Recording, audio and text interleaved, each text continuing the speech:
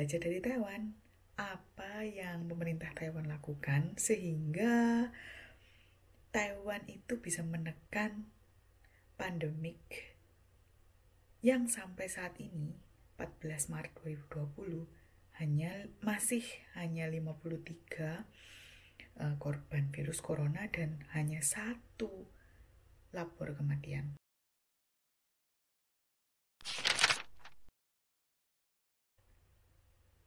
Taiwan ini loh, jaraknya sangat dekat dengan Cina. Tapi korbannya hampir jauh ini seminimal itu. Dibandingkan dengan Jepang aja. Jepang sudah menyentuh angka ribuan loh. Sedangkan Taiwan sampai sejauh ini belum mencapai 100. Jadi apa yang bisa kita pelajari dari Taiwan? Yuk tak ceritakan singkat-singkat ya.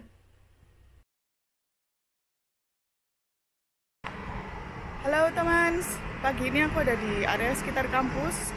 Aku melihat apa yang ada di sekitar kampus di tengah pandemik ini. Juga sudah banyak melakukan penanganannya, seperti banyak tanda-tanda semacam ini. Aku tunjukin. Dan juga sekalian hari ini aku mau ke Rumah Sakit Taiwan General Hospital yang ada di dekat kampus. Mau tak tunjukin bagaimana mereka membatasi penyebaran.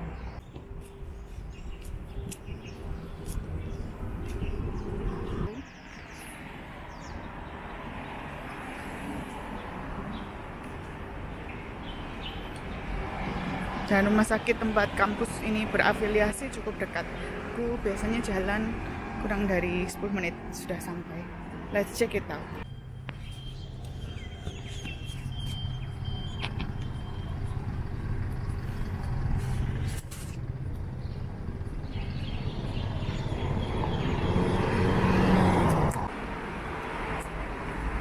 Jalanan sepi loh. Mungkin karena ini hari Minggu, jadi aku nggak lihat banyak orang lalu lalang sih.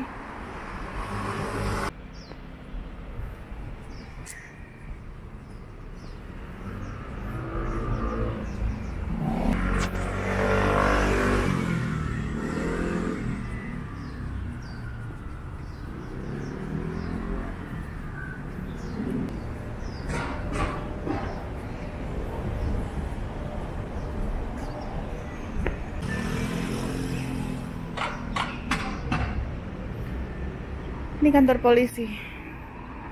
Kemudian tuh hospitalnya. Jadi rumah sakit ini cuman nggak sampai 10 menit jalan kaki dari kampusku. Yuk kita cek. Pas banget ada bis berhenti.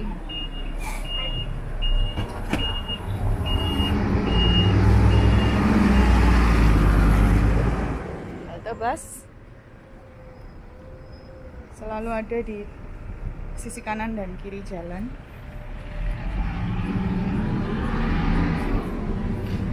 By the way, hari ini ceria sekali setelah 2 hari berturut-turut cerinya.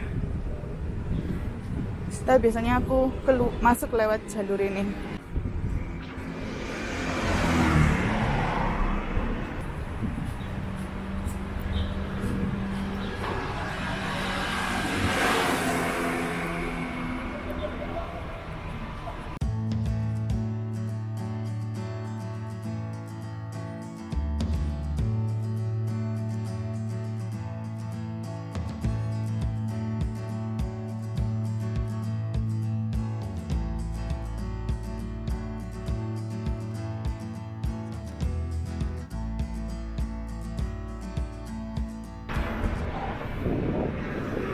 Biasanya aku masuk lewat sini dan ketika aku masuk lewat pintu ini ada spray alkohol dan detektor temperatur sebelum masuk.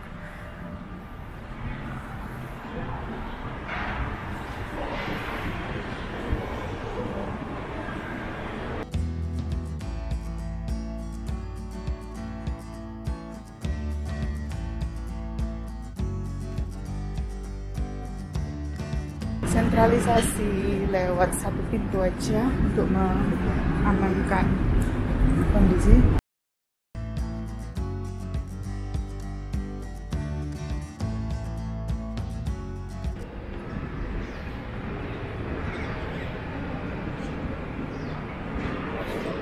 rumah sakit dibuat semenarik ini untuk menjaga psikologis pasien supaya mereka terasa bahagia di kala mereka sedang sakit. Karena kalau orang itu merasa bahagia, mereka akan lebih cepat sembuh. Itu filosofinya. Maka kalau ada orang sakit, kita tuh harus hibur.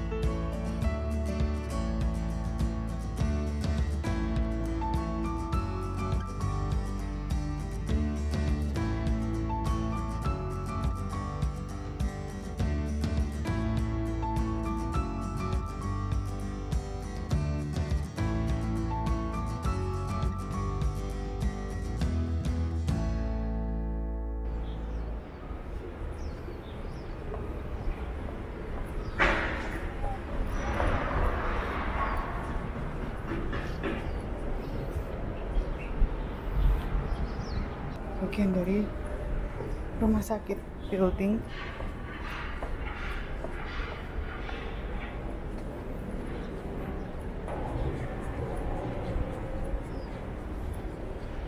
Ini bagian dari rumah sakit yang dibuka.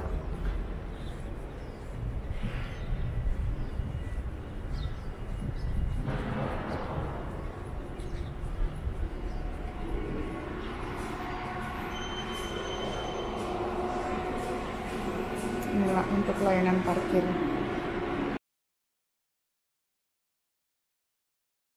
Sign itu ada di mana-mana.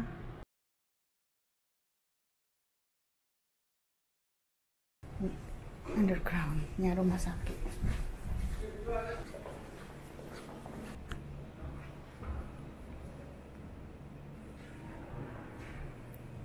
Pesan-pesan untuk anak-anak.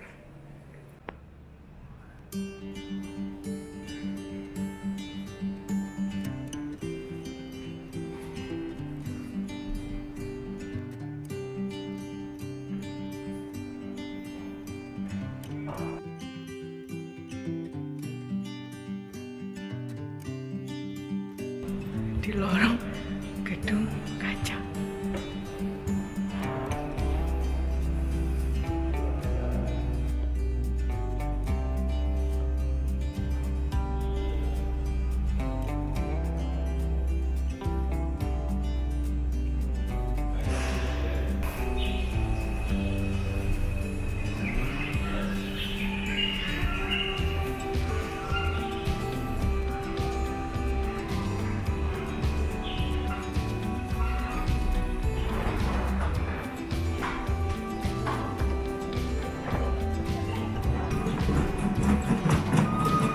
Jawan.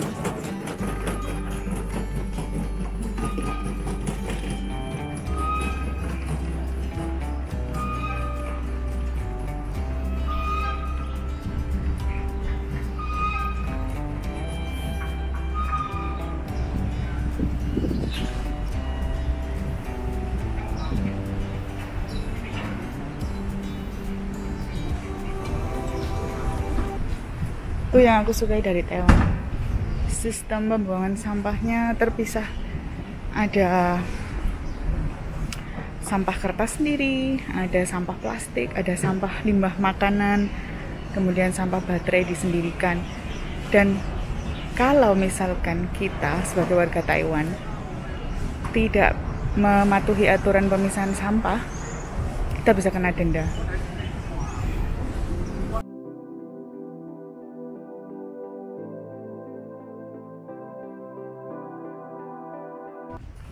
Jadi ini yang saya maksud, yuk kita belajar dari Taiwan. Bagaimana cara mereka membatasi penyebaran virus corona, mulai dari antisipasi ruang publik dengan cara menempelkan informasi sebanyak mungkin yang bisa terpantau oleh masyarakat. Kemudian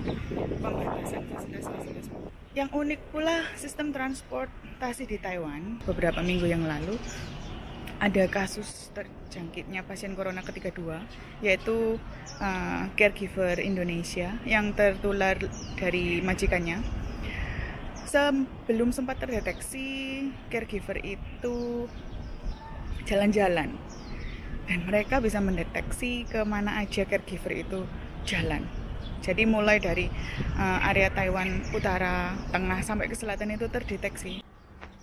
Lalu ketika saya masuk Taiwan, saya juga harus melakukan self-health karantina diri sendiri selama 2 minggu.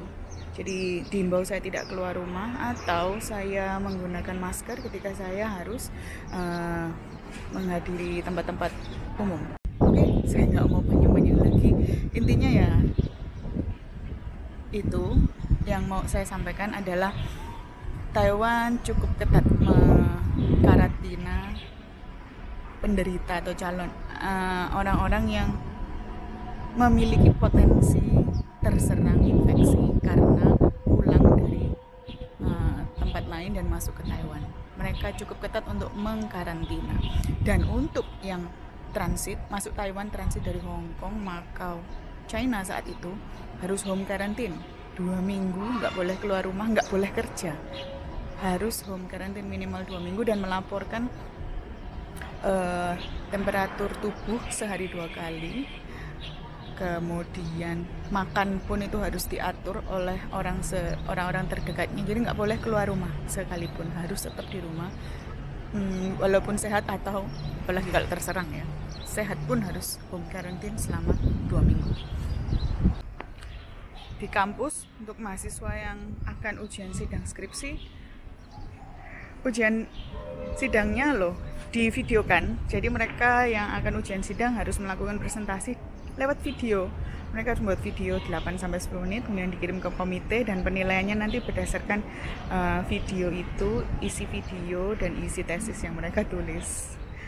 Lalu apalagi kuliah semua tatap muka ditiadakan, kuliah masuk tapi diberikan dalam bentuk online. Nanti ujiannya pun ujian online.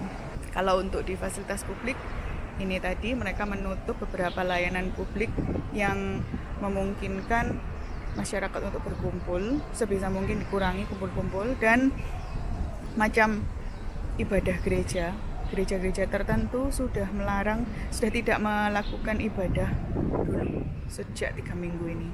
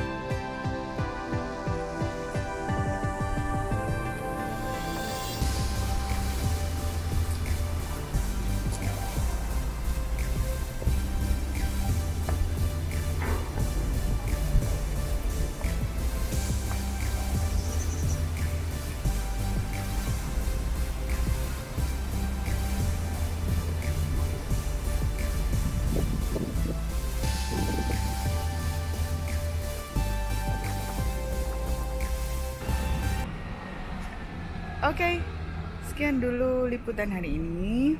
Sekian dulu jalan-jalan hari ini. Karena aku bentar lagi mau ke lab. Aku mau melakukan inkubasi antibody untuk sampelku. Ku temui lagi di video berikutnya. Thanks for watching. Sebelum saya akhiri video ini, saya cuma ingin beri tips untuk terus menjaga imun tubuh. Caranya istirahat secara teratur, tidur secara teratur, minum banyak air putih, dan seperti yang CDC sampaikan, pakailah masker. pakailah masker. Jika keluar ke public space. Yang kedua, cuci tangan sesering mungkin. Jangan makan atau menyentuh apapun dan memasukkan ke dalam mulut tanpa cuci tangan terlebih dahulu. Dan sebisa mungkin bawalah hand sanitizer kemanapun untuk berjaga-jaga jika nggak ada tempat untuk cuci tangan. Tuh ya.